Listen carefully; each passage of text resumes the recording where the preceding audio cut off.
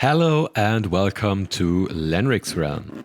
I am Matt, and in this video I make a case for Gloomspite Gitz, both in physical form and, well, like a lawyer, I guess?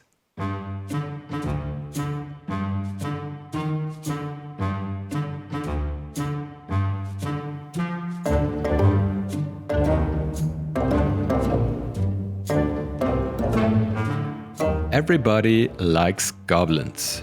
Not only are they a staple of almost every fantasy franchise there is, they are also nice comfort zone bad guys.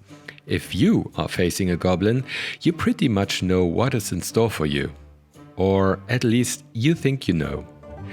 Dozens, if not hundreds of little green men and women. Most of the time not from space, although they do exist, but from dark caves in the ground. Sometimes they are devilishly smart and cunning, and sometimes they are a destructive wave of mushroom-consuming green stupidity. All across pop culture, and culture without pop, goblins are depicted in numerous ways. But no matter how you imagine goblins, gitz, grots or gobbos, they are almost always the underdog. Look at him. Judge him by his size, do you? Come on, be honest. Yes, you do. And you really shouldn't. I had my first run-in with goblins on the tabletop like almost every new D&D dungeon master or player with a starter set adventure Lost Mines of Phandelver. Now, if you haven't played this and still want to, beware, we are moving into spoiler territory for the first chapter of this adventure. You can jump to this timestamp if you don't want to be spoiled. Ready? Okay, here we go. While your party is on its way to the town of Phandelver, they stumble across an obvious ambush site. After the aforementioned ambush. 2 dead horses, but no dead people. The investigation is then interrupted by, you guessed it, a bunch of angry little goblins. This can result in a surprise round, which has the potential to completely wipe your party of first level characters. In some way, I imagine this encounter ended more D&D careers than the dreaded scheduling of sessions. So, no pushovers after all. Now, why am I telling you all this? Well, for this encounter, I specifically wanted great miniatures to represent this battle. But instead of going the WizKids or Reaper route, I went straight to the Games Workshop Grot Stabbers and Shooters. These grots were my first paint job after an almost 20-year-long hiatus, and they still hold up in my opinion. But that is so great about them. Even as a painter at the beginning of his or her painting journey, you can easily get decent results with these grots.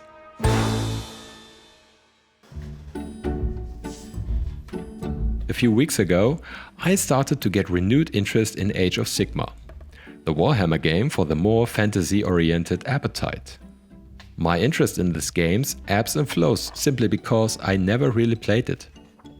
I like the miniatures, but reaching out to find people to play with me wasn't, well, thanks to certain viral limitations, not really an option until now.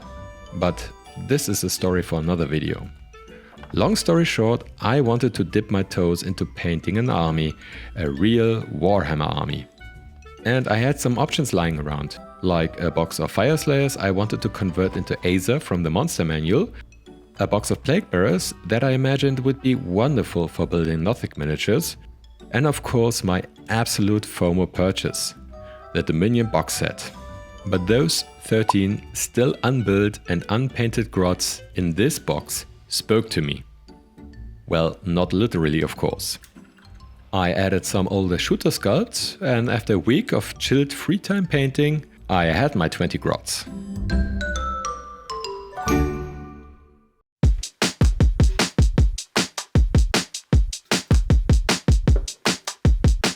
Now, I wanted something to store them in, and maybe a possibility to show them off. I imagined a scene with grots crawling out of a mushroom-infested cave, and these hex-shaped boxes would be perfect for this. I made these little plastic sockets via Tinkercad and my 3D printer. Combined with magnetic foil and the magnets on the underside of the bases, I would be able to attach my gravity-defying grots. I also wanted a little eye catcher in the middle of the shelf. I wanted something glowing in the background. Yeah, that was literally my only idea I had in my head. I figured that I will get some idea later on and glued a small electric tea light to the case, not knowing what would come out of it. After that, I glued in some foam pieces and crumpled up aluminium foil to build up the ground inside the box. And then I added the magnetic sockets in a more or less random pattern. Just watch out that the grots don't intersect and take up space from each other. With that, I covered all the aluminium foil and foam pieces with air drying clay, simply because I hadn't anything else on hand.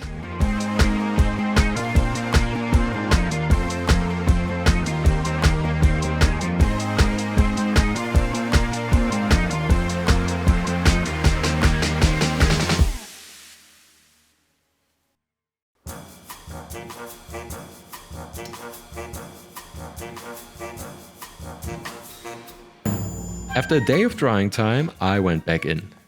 Now I had an idea for the tea light in the middle of the piece. What else except mushrooms do these fellas like? Right, the moon. The bad moon, to be precise. So I imagined the same symbols the grots use on their shields and standards, just breaking out of the wall and shimmering dimly behind a mob of grots. I took a piece of clear packaging plastic and sanded it on one side to give it a milky glass look. After that, I cut out the moon symbol into a piece of cork and glued both pieces together.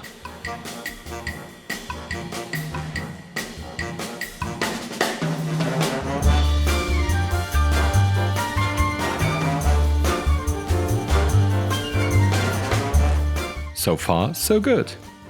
Now, I feared that the terracotta-colored clay would shine through the milky plastic, so I painted the immediate area around the light in an ochre earth tone. After that, I glued the bad moon to its designated place, glued in some more aluminium foil, and covered the seams with clay. If I had known I would cover up a big chunk of the backside with a gigantic moon symbol, I could have saved me the time covering up the tea light with clay. But I guess this happens if you make stuff up on the fly. I added some bark chips that looked like miniature rocks. After that, it was time for my texture paste. Of course, you can simply use sand and PVA to cover all the cracks and blank clay spots, but I had a bit on hand. Also, it's the same stuff I use for my bases, and it does dry faster.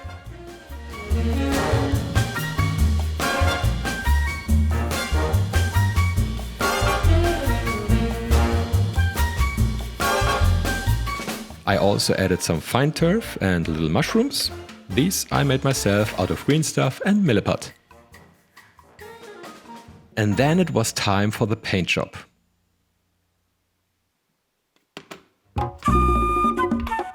For that, I copied the color scheme of my bases. I masked out the moon symbol with silly putty, which, fun fact, is called intelligente Knete or smart putty in German. Then I primed the inside with black, followed by an application of light blue and magenta ink. I gave the mushrooms a coat of the same light blue to achieve a simple OSL effect.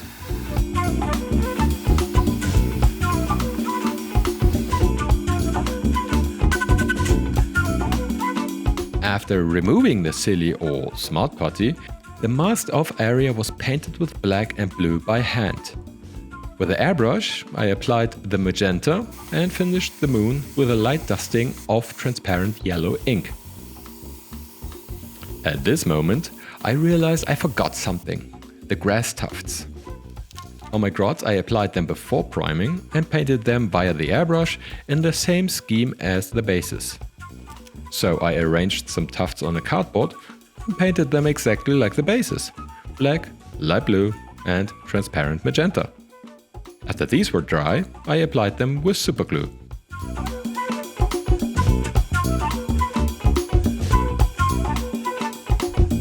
Now, the last step of painting was a simple dry brush of a natural flesh tone and a light blue.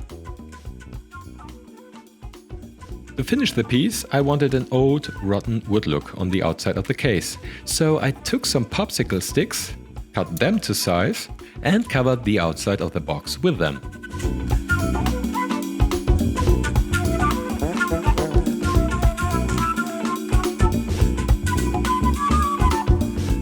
I scratched in a bit of wood grain with my hobby knife and went to painting. Painting the outside was pretty straightforward. I primed the outside in black and gave it a dry brush with a sandy off-white. After that I went in and applied raw umber and sap green ink alternately, which is my go-to method for painting old wood planks on terrain pieces and sometimes miniatures.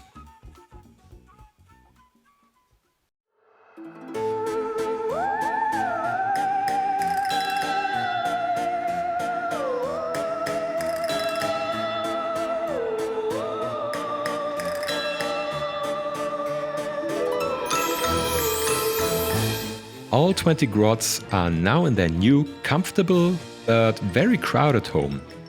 And the models are so small, I even managed to find an extra place for the loon boss. I guess this is another pro for the Gitz. And with that, my case is finished, or you could also say, I rest my case? I really am looking forward in trying them out on the battlefield. I even have some reinforcements waiting to join them. I am very happy with my display case and with my band of Gobbos in general. Let me know what you think in the comments.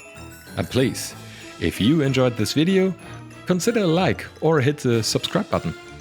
I'm already working on the next chapter of my miniature journey and I really hope you'll be a part of it. And with that, I bid you farewell, fellow adventurers.